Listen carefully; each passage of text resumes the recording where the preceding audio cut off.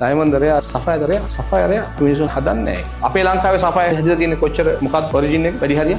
මෙටමෝපික් කියන්නේ heat එකටයි pressure එකටයි වෙන්නේ කොහොමද මේක උනේ ප්ලේට්ස් දෙකක් මෙහෙම කොලයිඩ් වෙලා ඒක හැප්පිලා මෙහෙම පොඩ උස ගියා ඔය හැදිච්ච රේන්ජ් එක තමයි හයිලන්ඩ් රේන්ජ් එක හයිලන්ඩ් කම්ප්ලෙක්ස් කියලා කියන්නේ දැන් අපේ ලංකාවේ හැදිලා ඉවරයි අපේ ලංකාවේ ගිනි කඳු නැහැ කියන එක මතක තියාගන්න ගිනි කඳු වලින් මේ ගල් හැදුනේ අහිම තමයි හැදුනේ කන්ට්‍රි ඔෆ් ඔරිජින් එක කොහොමද වැදගත් වෙන්නේ උදාහරණයක් දෙකක් කියන්න බෑ සෆයර් ගත්තොත් කැරට් දෙකේ ගලක් ගමුකෝ කාශ්මීර ගලක් වුණොත් එහෙම සාමාන්‍ය කැරට් දෙකේ ගලක් කීයක් වෙනවද කාශ්මීර සෆයර් අන්හීටඩ් කැරට් එකක් ගමුකෝ ලක්ෂ 10ක් විතර වෙනවා සාමාන්‍ය අඩුම තරම 10ක් 15ක් කැරට් දෙකේ ගල බර්ම ගල ලක්ෂ 3ක් 5ක් විතර වගේ වෙනවා රෆ්ලි 3ක් 5ක් 8ක් වෙන්නත් පුළුවන් ලංකාවේ ගල අන්හීටඩ් කැරට් එකේ ගල ලක්ෂ 1.5 දෙයක් විතර ගත්තා 3ක් මැක්සිමම් 3ක් නේ මැක්සිමම් 3ක් ඉතින් ඒ ඉඳලා එකට කීයක් වැඩිද කාශ්මීරයේ උගානගේ එතකොට මැඩගස්කර් උනොත් අන්හීටඩ් සාමාන්‍ය ලක්ෂයක් ගන්න පුළුවන් කන්ට්‍රි ඔෆ් ඔරිජින් එකේ වැදගත්කම මේක ඉතින් ඒක ඇවිල්ලා තියෙන රියාලිටි එක අනුව ඉතින් මිනිස්සුන්ගේ තියෙන පර්ෆෙක්ෂන් ඒ කියන්නේ මිනිස්සු කොච්චර පොසිෂන් කරලා තියෙනවද ඒ රටේ සෆයර් එකට කොච්චර රියාලිටි එකක් අද දැන් ඩයමන්ඩ් කැරට් එකේ ගලක් කීයද එන්නේ සාමාන්‍ය මේ වෙද්දි ගන්න නැතුව ගල සමහර කට්ටිය $8 10 10 අතර යනවා සාමාන්‍ය D කලර් උනොත් එහෙම ගාන වැඩි D කලර්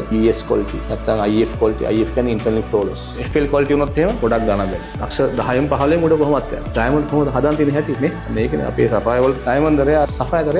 රෙයා මිනිස්සු හදන්නේ නැහැ